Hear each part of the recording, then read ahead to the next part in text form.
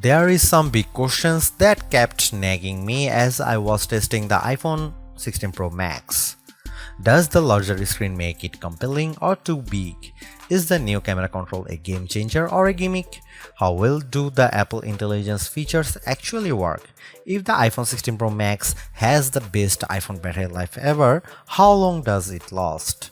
After testing this flagship phone for several days, I'd say that it is indeed a handful, and while I am encouraged by some of the Apple Intelligence features I tested in a beta that's arriving next month, more AI capabilities will be coming later.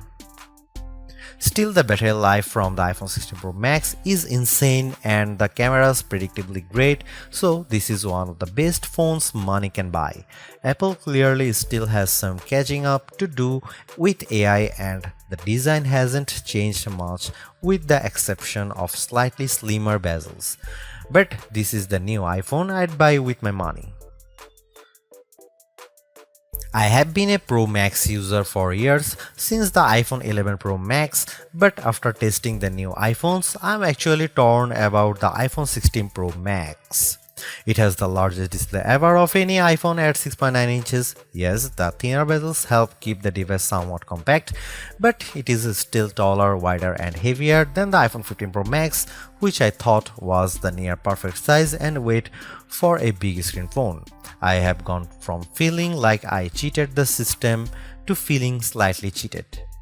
This might be an unpopular opinion, but I think the new Pro Max is a little too big, at least for my hands. It's more of a stretch now to do simple things like scrolling through web pages or TikTok, and once you put a case on your iPhone 16 Pro Max, it's like a mini tank. The good news is that the Pro Max is built to be more durable.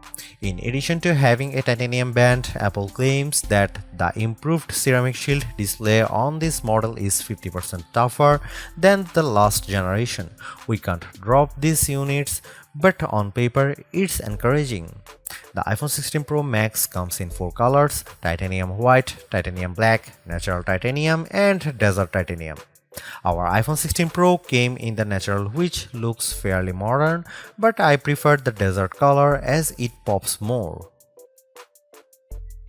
The iPhone 16 Pro and Pro Max displays don't get any upgrades in terms of brightness or refresh rate, but they are still among the best OLED panels on a phone. The only main difference is that the screens can scale down to a minimum of 1 nits, which means you can use your phone in bed without disturbing anyone else and get an even dimmer alarm clock. Otherwise, the new iPhone 16 Pro Max screen is largely the same, allowing the Pixel 9 Pro to surge ahead in terms of brightness. We measured a max of about 1500 nits for the iPhone 16 Pro Max, while the Pixel 9 Pro XL hit more than 2300 nits. Outside in direct sunlight, the iPhone 16 Pro and Pro Max were both dimmer than the Pixel 9 Pro XL, though Google's phone dimmed faster over time in response to the heat. Other than the display size, the biggest design change to the iPhone Pro Max is the addition of the camera control button. This recessed capacitive button on the right side uses haptic to give you feedback, and it launches you straight into the camera.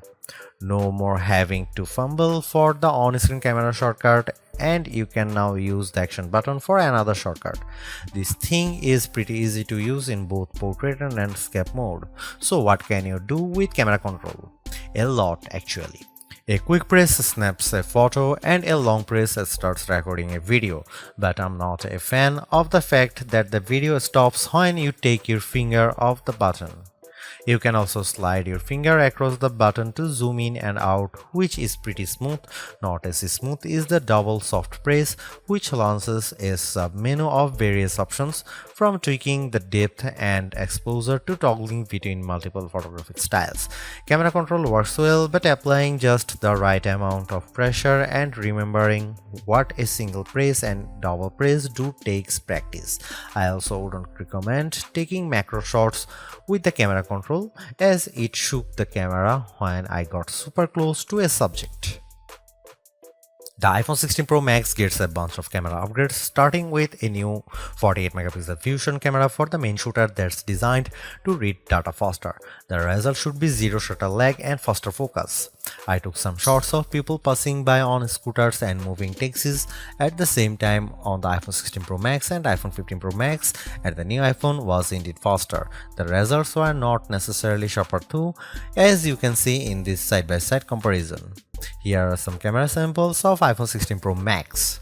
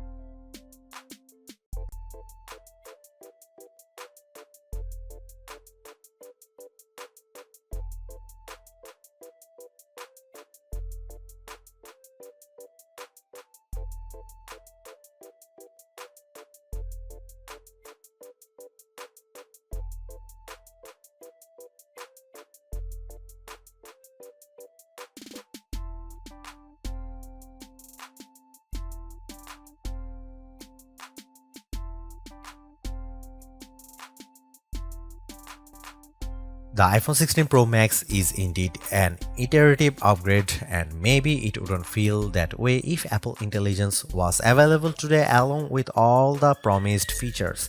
Instead, it's going to trickle out over time, so I would not to be in a rush to upgrade.